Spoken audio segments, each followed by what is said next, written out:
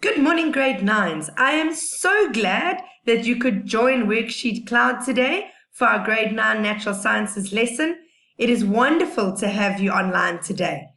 If you have a question during the lesson, send an email with your question to grade9@worksheetcloud.com. My name is Mrs. Ernston, and I'm the WorksheetCloud grade 9 natural sciences teacher. This is our last lesson on balancing equations, so if you've just joined us on today's lesson, then I suggest that you go back to the previous 2 lessons on balancing equations. This is the last lesson in a series of 3 where we've had a look at balancing equations, so you've only joined us right at the end. And then to those of you that have been watching and you've viewed lessons 1 and 2 on balancing equations, if this lesson is a little bit tricky and you're struggling to understand some terms and things like that, please go back to the previous 2 lessons and go over things. Now, because we're balancing equations, you definitely do need any books or notes that you have from school on this section. You need paper, and it does help if you have colored pens or if you have a pen and a pencil. And as we go through and balance the equations, you go through that with me. So let's get on with today's lesson. So like I said, this was the 3rd lesson in balancing equations. So up until now, we've had a look at what a chemical reaction is and how can we represent what happens in a chemical reaction. When we write out a chemical reaction, what do the different symbols mean in a chemical reaction equation? What do the numbers in a chemical reaction mean? What does it mean to have a balanced chemical equation? How can we tell if a reaction is balanced? And then there are a couple of rules to balancing chemical equations. And then I go through a couple of hints and tips that might make it a little bit easier for you.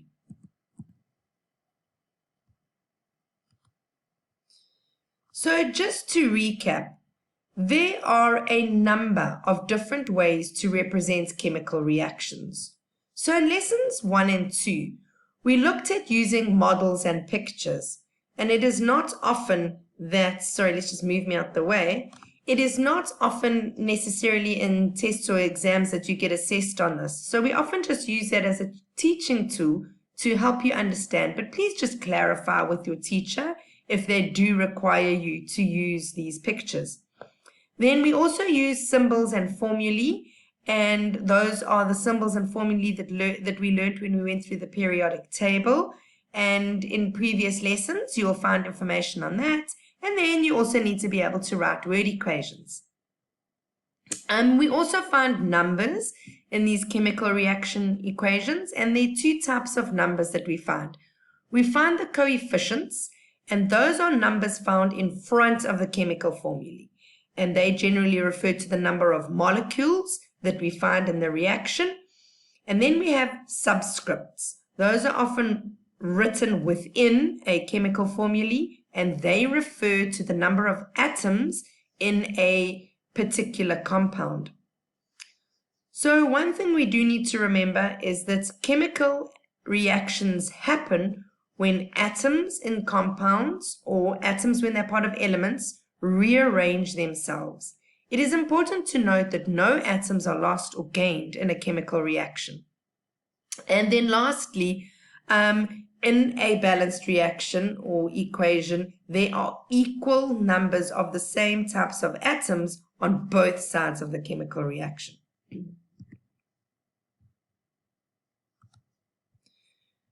So this is explained in detail in the previous lessons, but I'll just go through it again quickly as a revision.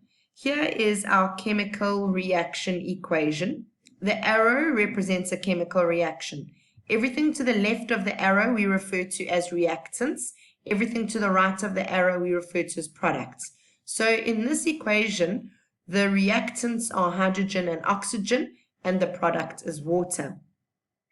Coefficient refers to the number of molecules, and we find that number at the front of the element or at the front of the compound. So that is known as a coefficient. Here, where we have the yellow square, that coefficient refers to an invisible 1. The numbers at the bottom We refer to those as subscripts, and those tell us about the number of atoms that are part of that element or part of the compound, and they generally refer to the number of atoms that we find in a molecule. So hopefully that short little recap helps you.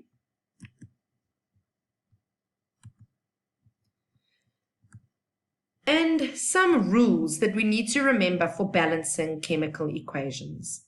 When we balance reaction equations, we may only add coefficients to the chemical formulae that are already in the equation.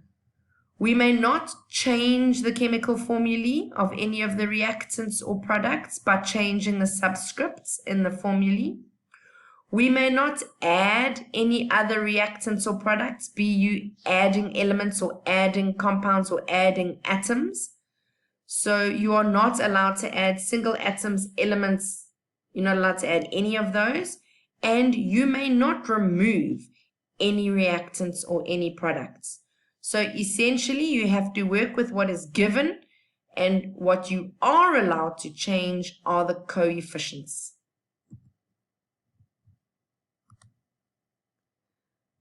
So this diagram is also explained thoroughly in lessons 1 and 2 in this 3-part series. And it just brings in models using ball atoms of diagrams to help explain the balancing out of a chemical reaction. So what I do just want to highlight, and what I do just want to show you, that in this reaction, we only change the coefficients.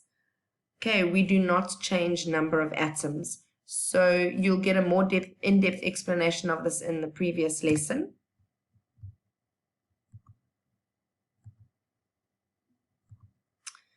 So what I said I would do this lesson is that we are going to put together a thinking map, or a concept map, or a summary. So you're going to be able to walk away from this lesson with everything about chemical reactions summarized on one page. So if we just go through it in a step-by-step manner, this will form the summary. And if you need any further details, go to our previous lessons. So when we have a look at a chemical reaction, we can represent these chemical reactions using models. And there are 3 types of models that we can use. We can use pictures, which is colored circle diagrams. We can use words, and we can use symbols. When we use the symbols, what we need to remember is that means we are using letters and numbers.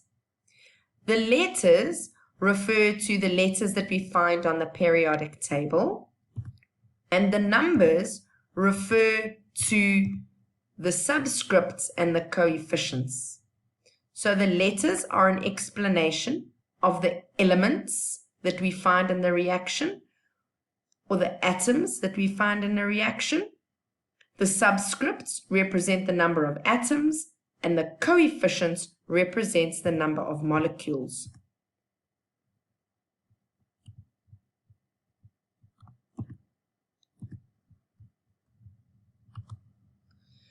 So the subscript is the ratio or number of atoms in the formulae, and the coefficient is the ratio or number of molecules that we find in the formulae. The other way that we can use the symbols is to represent the chemical equations. And one thing that we have learned is that we need to ensure that these chemical equations are balanced. So what does that mean? So that means the total number and type of atoms has to be equal. It has to be the same. So in a chemical reaction, we look at the reactants and we look at the products. Remember, the reactants are to the left of the equation of the arrow, and the products are to the right. Reactants is what we have at the start of the reaction, at the beginning of the reaction, and products is what we have at the end. That is what we've produced. That is what we have made. So together, we need to ensure that the sum of the products is equal to the sum of reactants, which means the atoms on both sides of the reaction balance out.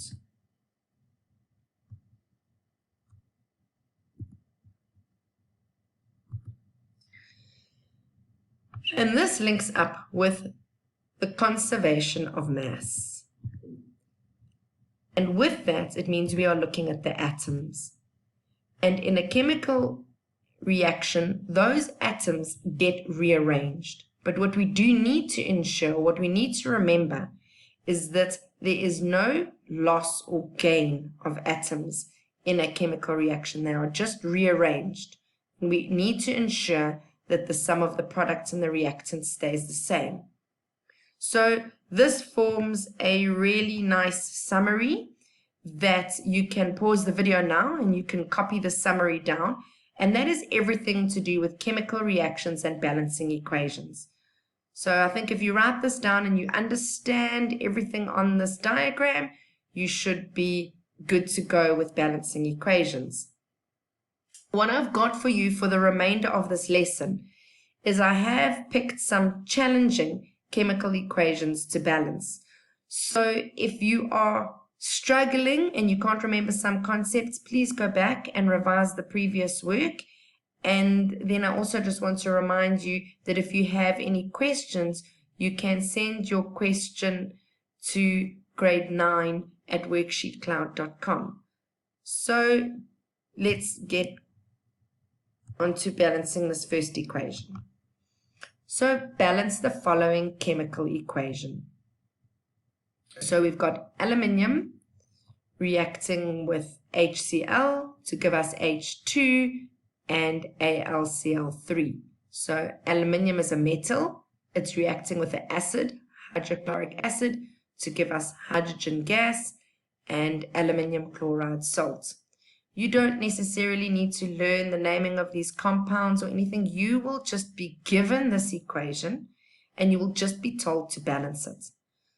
So I'm going to give you a little hint. This is by no means a rule, but it is a hint that is just going to help you with the balancing of equations. And that is always start with the metal.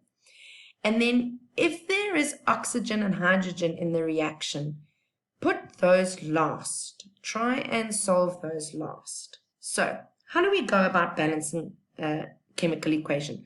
You can do a table type of format like this. So we look at our reaction arrow and we put a line down the middle. And then we list the atoms and elements involved in the reactants here and the atoms and elements in the products here. So we have aluminium, we have chlorine, and we keep hydrogen for last, hydrogen. And in the products, we have aluminium, chlorine, and hydrogen. And you just need to check that we have the same elements in the reactants and the products and on the left and right-hand side of the reaction. And then you go and we put in the number of atoms. So aluminium is 1 atom, chlorine has 1 atom, and hydrogen has 1 atom. And on the products, hydrogen is 2 atoms, aluminium is 1 atom, and chlorine is 3 atoms. So we start with the metals. When we have a look at aluminium, it is balanced. There is 1 atom on either side of the reaction. So now we move down to the next element, chlorine. And if we have a look on the right-hand side of the reaction, we have 3 chlorine atoms. And on the left side of the reaction, we only have 1. So we can balance this out by adding 3 as a coefficient. So we're now making 3 molecules of HCl. So that now means that we now have, there's an invisible 1 here, 1 times by 3, I now have 3 atoms of chlorine. So aluminium is balanced on both sides and chlorine is balanced on both sides. So now we move down and we have a look. But by adding 3 over here, I now no longer have 1 atom of hydrogen. I actually have 3 atoms of hydrogen. So our aluminium is still balanced, our chlorine is still balanced. So now we are left with hydrogen to balance. So on the left-hand side, we have 3 atoms, and on the right-hand side, we have 2 atoms. So what we can start by doing is 2 times 3 is 6, or 3 times 2 is 6. So if we put 3 molecules of hydrogen, we have 2 times 3 here. So that now means we now have 6 atoms of hydrogen, which means if we now put a 6 over here, we now have 6 atoms of hydrogen on both sides. So 2 times 3 here gives us 6 atoms. So now we need to balance that out. So instead of 3, we make that a 6. So we now have 6 atoms of hydrogen. However, in doing that, what have we now done to the chlorine?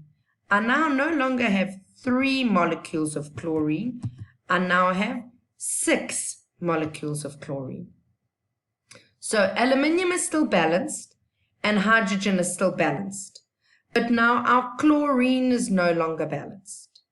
So what can we do to make 6 molecules of chlorine here? Well, we can add another molecule. So 2 times by 3 gives us 6. So now we have 6 molecules of chlorine. But in the process of adding that, what have I done to our aluminium? So I now don't have 1 atom of aluminium, now I have 2. So hydrogen is balanced, chlorine is balanced, but now my aluminium is no longer balanced anymore. So this side I've got 2 atoms, but this side I've still only got 1. So how can I balance that out? Well, I change the coefficient here to 2, and that now means I have 2 atoms of aluminium. So if we go through this process, our equation is now balanced. So yes, this was a very, very challenging one, but just go through it slowly, step by step, work neatly, work carefully, and I'm sure you will eventually get the answer. So I think the secret is to just go slowly and carefully and methodically. And remember that I have picked some tricky examples here for you to do. Wow. Okay. Let's have a look. What are we going to do if you get something like this? So here you are given the chemical reaction equation. So you're going to start out by forming your table-like structure underneath here. So you list the elements of the reactants here and all the elements of the products here.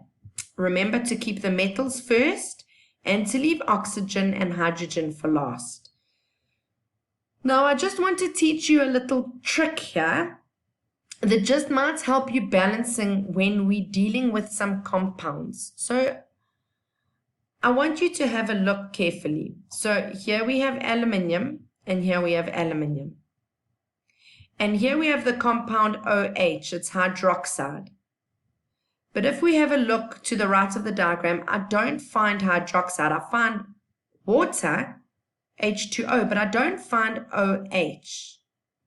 So we leave that.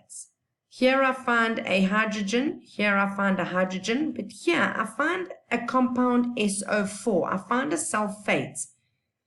And I find that on the left-hand side and I find it on the right-hand side. Now, in an example where you find the compound on both sides, you find it in the reactants and you find it in the products, what you can do for this balancing reaction is just keep it together. Okay, so keep the SO4 together, and that's how I've bracketed it off. So if I keep the SO4 together, I have 1 unit of SO4 here on the left. And on the right, if I have a look at the units in brackets, I have 3. So we're not going to break up these elements. And this is just one little hint or trick if you do get a difficult sum like this to balance. Then, remember I said leave the remaining hydrogen and oxygen for last. So the rule is start with the metals and make sure the metals are balanced first.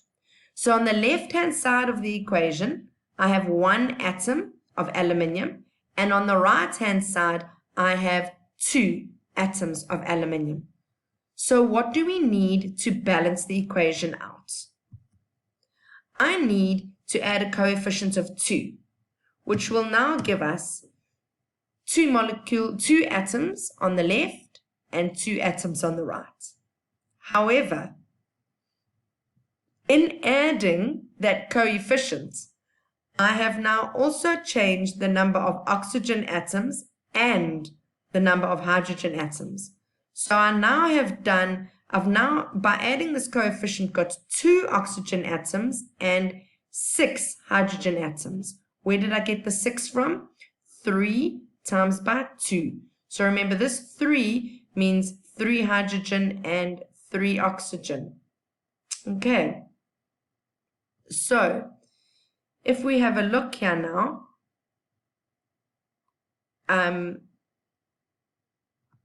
in terms of hydrogen atoms, so I now have in the reactants, I have 3 hydrogen atoms plus another 2 here, 4, 5. But when I add another molecule, I am going to now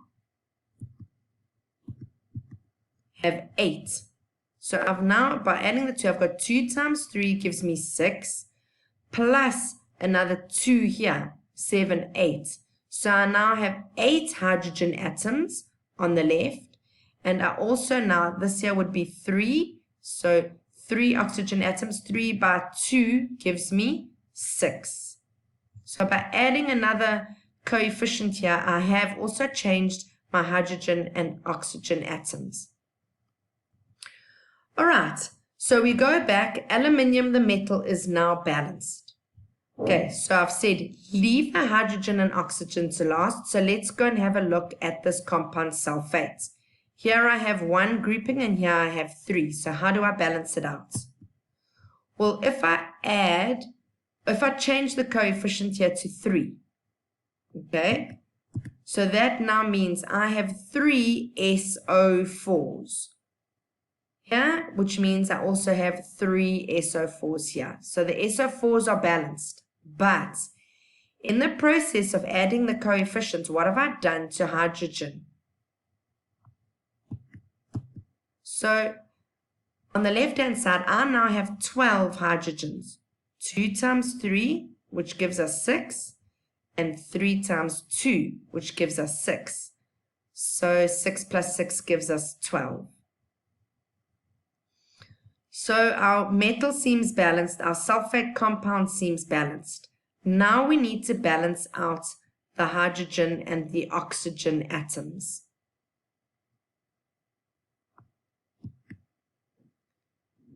So what we go and do is, here we have 6 oxygen atoms. 3 by 2 is 6. So how do I get 6 oxygen atoms here? Well, I just change the coefficient here to 6. Now, in the process, I've given myself 6 oxygen atoms, but 2 times 6 is 12. I've given myself 12 hydrogen atoms. But in the process of doing that, I think we have balanced out this reaction. So, well done. It is a little bit tricky, but if you have your wits about you, go through it carefully, write neatly, you should be able to balance the equations. Okay, are we up for another challenge? Balance the following chemical equation. So, we do our little table underneath our reaction. We write down the atoms of the elements of the reactants and the atoms of the elements of the products. So, RB. Remember, here I have a compound, I find it on the left, and here I find the compound on the right as well, so I can write it as NO3. Then I have BE and I have F. And then we go this side, RB, BE, F, and I keep this compound together, NO3. So the ruling is we start with the metals, but if you don't have any metals, then you just start with the non-metals. And where you find a compound, where the compound is grouped together on both sides of the equation, you keep that compound together, leaving any extra hydrogen or oxygen to last. But in this equation, there's no extra hydrogen or oxygen. So let's go and work out the number of atoms. RB has got 1 atom. NO3 we keep together. There's just 1, NO3. BE is 1 and F is 2. We go to our products on the right. BE is 1. NO, we keep it together. There are 2. RB is 1 and F is 1. So if we have a look, both our nonmetals are both balanced. So we're going to start with fluorine. Here we have 2 and here we have 1. So what do I need to do to balance it out? I change my coefficient here to 2. So that now means I have 2 F atoms on both sides, but in so doing, what have I done to rubidium? So that now means I now have 2 atoms of rubidium. So now I have caused this to be unbalanced. So we go back to the beginning here. How do I balance this out? So I change the coefficient here to 2. So what does that do? That changes my number of atoms of rubidium to 2, but in the same time, what have I done to this grouping of compounds? I have now given it 2.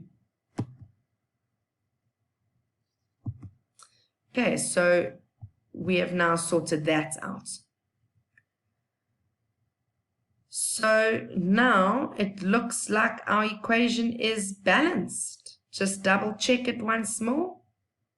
Yes. It is. So well done. So it looked like it was something really terrifying and scary, but at the end of the day, if you just go through it slowly and carefully, it's not so bad. Right, here we have another chemical equation reaction for you. So we do our little tabulation underneath. So line down the middle, underneath the chemical reaction, we write down the atoms of the elements in the reactants and the atoms of the elements in the products, and we see that they all pair up. So NaCl and O, NaCl and O. Remember, in writing it out, put your metals first, leave your oxygens and hydrogens till last, and always start by balancing out the metal. So the metal, if we have a look here, sodium is already balanced out. 1 atom on either side. Our chlorine, we have 1 atom and we have 1 atom. And then when we have a look at the oxygen, here we have 3 and here we have 2. Which means what we should be able to do is if we multiply this side by 2 and that side by 3, we should be able to balance it out. But let's just start going through it carefully.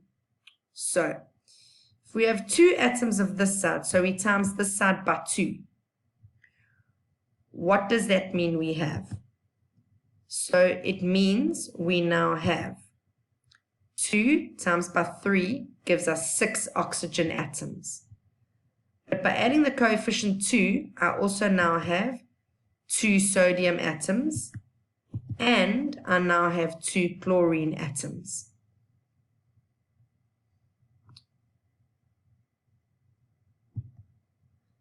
And like I said, we take the 3 and we multiply it by this side. So now if we put the 3 here, 3 times by 2 gives me 6. So now in the process, my oxygens have balanced out. But now my sodium remains unbalanced and my chlorine remains unbalanced. So we go back to starting with the metal. So how can I balance this out? I change my coefficient here to 2. So that now means my sodium is now 2 and my chlorine, I now have 2 atoms of chlorine. And in the process, we have landed up with a balanced equation. So well done, grade 9s. You're getting the hang of this. Okay, so let's go through and have a look here. Sorry for now, if you can just ignore the blue 2s that are in here, we will get to those now. So line down the middle, we list the atoms. Ag, remember, we have NO this side and we have NO3 and NO3. So we find the compounds on both sides of the chemical reaction. So you can group it together, NO3 and NO3, and then we have copper and copper. So we have one atom here to start off with, we have one atom of copper, and we have one grouping of NO3. On the products, we have one silver atom, we have one copper atom, and we have two groupings of NO3. So now, like I said, we always start with the metals. So here we have one silver and one silver, so that seems to be balanced. Copper, we have one, and that seems to be balanced. So we are unbalanced here with our compounds. So I've got two sets on the right and one set on the left. So what are we going to go and do is we add a coefficient of 2 here, which now means I have two sets of NO3. However, in the process, what has landed up happening is I have added another 2 atoms of silver. Okay, so now here it's unbalanced. Here I now have 2 and here I now have 1. So how do we change that? Well, I add a coefficient here of 2, and that now means I have 2 atoms of silver. So now, and we didn't change anything else by adding that coefficient. So silver is now balanced, copper is now balanced, and our NO3 is now balanced.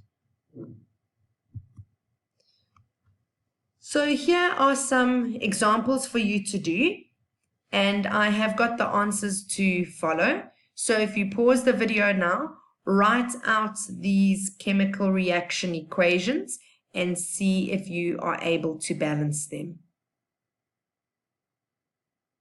It should take you maybe 2 minutes an equation. So doing these problems could take you as much as anywhere between 5 and 10 minutes. Okay, so you can pause the screen. All right, and here are our answers. So you can just check your work and you can see whether you got them right or wrong. And if you are struggling and if you have any questions, remember you can email us, grade9@worksheetcloud.com.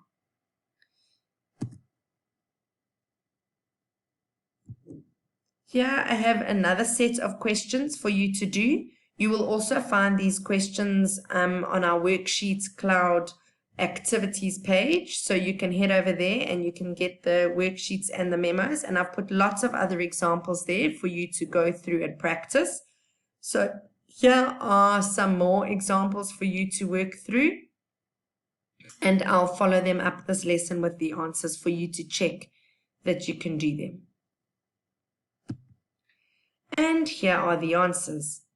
So just go through and check your work. And remember, if you have any questions, please will you send an email to grade9@worksheetcloud.com. So grade 9s, thanks for watching. I hope I've helped you with some hints and tips for balancing equations. We did some really challenging ones today. So if you're feeling you are struggling and it was a little bit overwhelming, please go back to the previous lessons, start from the beginning, watch them again, and then come back and re-watch this video, and you should be all on track. There are also lots of worksheets and examples for you to practice using the what we've uploaded into the activity section. The memos are there for you to check the answers. So good luck. I hope I've helped you, and thanks for joining us today. Bye.